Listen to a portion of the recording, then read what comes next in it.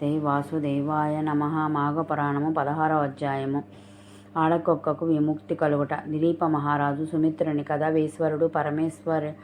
ఈశ్వరుడు పార్వతీదేవి చెప్పిన రీతిగా విన్నావు కదా. ఇంకొక కథను పార్వతీకి ఈశ్వరుడు ఈ విధంగా చెప్పాను. అదెట్లనగా, మాఘమాసంలో మాఘస్నానములు చేయువాడు గొప్ప ధనశాలి యగును. వర్తమాన కాలమందు ఎన్ని కష్టములు అనుభవించుచున్నప్పటికీ మాఘస్నానం మొదలెడిన తరువాత వారి కష్టములు క్రమేపీ సమసిపోవును. మాఘశుద్ధ దశమి నాడు నిర్మలమైన మనసుతో శ్రీమన్నారాయణ పూజించిన ఎడల శ్రీహరి కటాక్షమునకు పాత్రుడగును. అందులో అనుమాత్రమైనను సంశయం లేదు అని పార్వతీదేవితో శంకరుడు వివరించుచుండగా, పార్వతి మరలా ఇట్లు పలికెను. నాద, శ్రీ లక్ష్మీనారాయణుల వ్రతము చేసిన ఎడల మనోవాంఛ ఫలసిద్ధి కలుగునని చెప్పియుంటిరి కదా.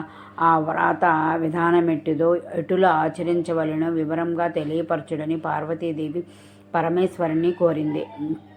అంత మహేశ్వరుడు పార్వతీతో ఇట్లు చెప్పసాగిన. మాఘశుద్ధ దశమి నాడు ప్రాతకాలమున కాలకృత్యములు తీర్చుకొని స్నానం చేసి నది ఒడ్డున కానీ ఇంటి వద్ద కానీ మండపం ఉంచి ఆ మండపమున ఆవుపేడతో అలికి పంచరంగులతో ముగ్గులు పెట్టి మండపం మధ్య 8 రేకుల పద్మం వేసి అన్ని రకముల పుష్పములు ఫలములు తీసుకువచ్చి లక్ష్మీనారాయణులను మండపం మధ్యలో ఉంచి గంధము కర్పూరము అగరు మొదలగు ద్రవ్యములు విగ్రహాలకు రాసి పూజించవలను. రాగి చెంబులో నీళ్లు పోసి మామిడి చిగుళ్ళు వంచి దానిపై కొబ్బరికాయ పెట్టి కొత్త వస్త్రమునొక దానిని కప్పి లక్ష్మీనారాయణ ప్రతిమ ప్రతిష్ఠించి పూజించవలను. ఆ మండపము మధ్యలో సాలాగ్రమును ఉంచి ఒక సద్బ్రాహ్మణుని ఆహ్వానించి వారి చేత పంచామృత స్నానం చేయించి తులసీ దళముతోనూ పుష్పాలతోనూ పూజించి ధూప దీప చంద నాగారు పరిమళ వస్తువులుంచి నైవేద్యము చెల్లించవలను. ఆ తరువాత రాగి పాత్రలో నీరు పోసి అర్ఘ్యప్రదానం ఇవ్వవలను. అట్లు తర్వాత సూర్యనారాయణ స్వరూపుడగు శ్రీరామచంద్ర ప్రభువును మదిలో ధ్యానించవలెను. మాఘమాస స్నానం చేయువారు వారి తల్లిదండ్రులు బంధువుల సమక్షంలో మాఘమాస వ్రతం చేయవలను. ఒక సద్బ్రాహ్మణుకు బియ్యము, బెల్లము, ఉప్పు, పప్పు, కూరగాయలు, పండ్లు మొదలైనవి ఒక పాత్ర ఉంచి కానీ కొత్త గుడ్డలో మూటగట్టి కానీ దానం ఇవ్వవలెను. మాఘపురాణమును స్వయముగా పఠించినప్పుడు కానీ లేక వినినప్పుడు కానీ చేతిలో అక్షతలు ఉంచుకొని భక్తితో శ్రీమన్నారాయణుని ధ్యానించుకొని కొన్ని అక్షతలు భగవంతునిపై ఉంచి మరికొన్ని అక్షతలు తలపై వేసుకొనవలెను. కాన ఓ శాంభవి, మాఘస్నానం చేసి మాఘశుద్ధ దశమి నాడు లక్ష్మీనారాయణులను నిష్ఠతో పూజించిన ఎడల ఎటువంటి పాపములైనను నశించిపోవును. ఇందులో ఒక ఉదాహరణ కూడా తెలియజేసేదను. సావధానురాలవై నేను గౌతమ మహర్షి ఒకనాడు తన శిష్యులతో కూడి తీర్థయాత్రలు చేయుటకే ఉత్తర దిశకు బయలుదేరాడు.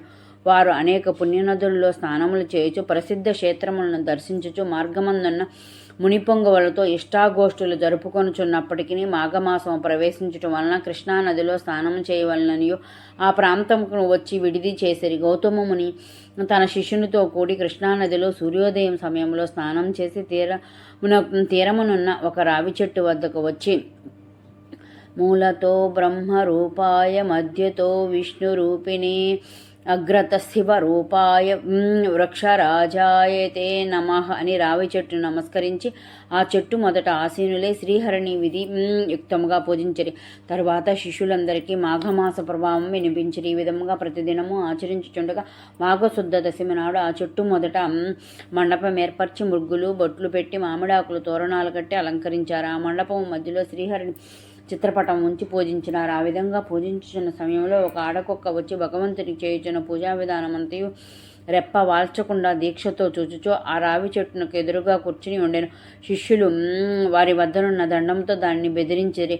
ఆ కుక్క అచ్చటి నుంచి లేచి ఉత్తర దిశ వైపుకి వెళ్ళి మరలా తూర్పు తిరిగి ఆ వైపు నుండి దక్షిణ దిశ కడలి మరలా యథాప్రకారము పడమటి దిశలోనే కూర్చుని శిష్యులు మరలా బెదిరించిరి. ముందు చేసిన తొలే రెండవసారి కూడా ఆ మండపము చుట్టూ తిరిగి వచ్చిన శిష్యులు ఆ మండపము చుట్టూ ప్రదక్షిణ చేసినందున అది మాఘమాసము అయినందువలన వెంటనే ఆ కుక్క రూపము వదిలి ఒక రాజుగా మారిపోయాడు. ఆ రాజు సకల ఆభరణాలు ధరించిన వాడే మునుల ఎదుట నిలబడి మునులందరికీ నమస్కరించిన. అక్కడనున్న ఆ కుక్క రాజుగా మారిపోవుట చూచి మునులు గౌతమ మహర్షి కూడా అమిత ఆశ్చర్యము నొందిరి. ఓయి, నీవెవరువు, నీవిట్లు మారుటకు కారణమేమి అని గౌతముడు ప్రశ్నించెను.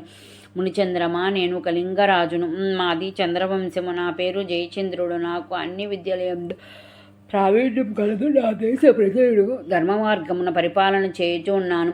దాన ధర్మములన్నీ నాకు అతి ప్రేమ. నేను అనేక దానములు చేసి ఉంటిని. గోవు, భూమి, హిరణ్య సాలాగ్రధామములు కూడా చేసి తిని. ఎక్కువగా అన్నదానం, తిలదానం చేసి ఉన్నాను. అనేక ప్రాంతముల్లో చెరువులు త్రవించినాను. నూతులు త్రవించి బాటసారులకు నీడనిచ్చు నిమిత్తము అన్నసత్రములో, మంచినీటి సలివేంద్రములు, మరెన్నో పుణ్యకార్యములు చేసి ఉన్నాను. అనేక దేవాలయాలను నిర్మించి దైవ విగ్రహాలను ప్రతిష్ఠించినాను. సద్బ్రాహ్మణుల చేతను, వేదాలు చదువు పండితుల చేతను ఎన్నో కృతులు చేయించినాను. పురాణాలలో ఉన్న అన్ని ధర్మాలను చేసి ఉన్నాను. కానీ నేను ఇలా కుక్కనయ్యాను. దానికి కారణం లేకపోలేదు. ఆ కారణం కూడా మీకు విశదపరచదను వినుడు. ఒకనొక దినమున ఒక మునిపుంగవుడు గొప్ప యజ్ఞం ఒకటి తలపెట్టాడు. యజ్ఞం చేయాలన్న సామాన్య విషయం కాదు కదా. దానికి కావలసిన దానము, వస్తు సముదాయము చాలా కావాలను. కాన ఆ మునిపుంగవుడవు నా వద్దకు వచ్చి అర్థించిన. మునిసత్తముడు వచ్చిన వెంటనే ఎదురేగి కాళ్ళు కడిగి ఆ నీళ్లు నా శిరస్సుపై జల్లుకుని కుశల ప్రశ్నలను అడిగి తిని. మునియు మిక్కిలి సంతసించి, రాజా, నీకు గుప్త విషయములను తెలియజేయుదును. ఈ మాసములో మకర రాశి యందు సూర్యుడు ప్రవేశించును. ఆ దినమున సూర్యోదయమైన తర్వాత నీవు స్నానం చేసే భక్తి శ్రద్ధలతో మాఘమాస మహత్యం చదువుట గాని లేక వినుట గాని చేయుము. దానివలన నీకు వైకుంఠ ప్రాప్తి కలుగును. అంతేగాక అశ్వమేధ యాగం చేసిన ఎడల ఎంతటి ఫలితం కలుగును అంతటి ఫలితం కలుగును. తీర్థస్నానములు చేయక వచ్చిన ఫలము లేక దాన పుణ్యములు అనగా పంచయాగాలు చేసినంత ఫలము గాని పొందగలవు. మాఘశుద్ధ సప్తమి ఆదివారం వచ్చిన కానీ, దశమి ఆదివారం వచ్చిన కానీ ఉదయమే స్నానం చేసిన మరియు మాఘ పౌర్ణమి రోజు ఉదయమున స్నానం చేసినచో మానవుడు ఎటువంటి పాపములైనను విడవగలడు. ఒకవేళ ఇతర జాతుల వారైనను మాఘమాసం అంతటా నిష్ఠతో నదీ స్నానం ఆచరించి దానధర్మములు మాఘపురాణము పఠించినను లేక వినను మరుజన్మలో బ్రాహ్మణుడై జన్మించును అని ఆ మునివర్యుడు నాతో చెప్పగా, నేను అతనిని అవమానించినట్లుగా మాటలాడి ఇట్లాంటిని. అయ్యా మునిసత్తమా, మీరు పలికిన విషయములు నాకు తెలియను. అవన్నీ బూటకములు. వాటిని నేను యథార్థములని అంగీకరింపను. ఏవో అతిశయోక్తులు తప్ప మరొకటి కాదు. కాన నేను మాఘ స్నానములు చేయుట కానీ, దానపుణ్యాదులు చేయుట కానీ, పూజా నమస్కారములు ఆచరించుట కానీ చేయను. చలిదినములలో చన్నీళ్ళు స్నానములు చేయటం ఎంత కష్టమో ఇక నాకు ఈ నీతి బోధలు చెప్పకుడు. నాకున్న ఫలము చాలు అని ఆ మునితో అంటిని. నా మాటలకు మునికి కోపం వచ్చినది. ముఖం చిట్లించుకుని, సరే నేను చెప్పవలసింది చెప్పి తిని, అది నా ధర్మము అని యజ్ఞమునకు కావలసిన ధనమును తీసుకోకుండా వెడలిపోయినాడు. అంతటా నేను ఆ ముని చేతులు పట్టి బ్రతిమలాడగా ఎట్టకేలకు ముని అంగీకరించి ధనమును తీసుకొని వెళ్ళిపోయాను. ఆ విధంగా నేను కొంతకాలము రాజ్యం వెళ్ళి ప్రాణములు విడిచి తిని తర్వాత నాకు కుక్క జన్మయే వచ్చినది. నా పాప ఫలము కానీ కుక్కగా 7 జన్మలు బాధపడితే. ఇప్పుడు మీరు చేయు పూజాస్థలము చుట్టూ 3 ప్రదక్షిణములు 3 పర్యాయములు ప్రదక్షిణములు చేసి కానీ నా పూర్వజన్మ నాకు కలిగినది. దైవ యోగమున ఎవ్వరూ తప్పించలేరు కదా. ఇటుల కుక్క జన్మతో ఉండగా మరలా నాకు పూర్వజన్మ ఎటుల సంక్రమించినదో వేడెదను అని రాజు పలికెను. రాజు చెప్పిన పురాణమును ఆ ముని ఆశ్చర్యపడి, మాఘమాసమును నీవు చులకన చూచటం వలన ఎంతటి విపక్తి కలిగినో అనుభవం చెప్పుతున్నది. నీ వద్దకు వచ్చి ముని ఉత్తముడు అతడు పలికిన విషయములన్నీ యథార్థములే. నీవు కుక్కవై ఎటుల పవిత్రుడవైతో ఆ వృత్తాంతమును వివరించదును. సావధానుడై ఆలకింపుము. నేను నా శిష్యులతో ఈ మాఘమాసమంతయు కృష్ణవేణి తీరమందున కృష్ణానదిలో మాఘమాస స్నానములు జపములు చేసి తిరిగి మరొక పుణ్యనదికి పోవుదామని వచ్చియుంటేని మేమిద్దరము ఈ వృక్షరాజము కింద విష్ణు విగ్రహమును పట్టి పూజించుకొనుచున్నాము.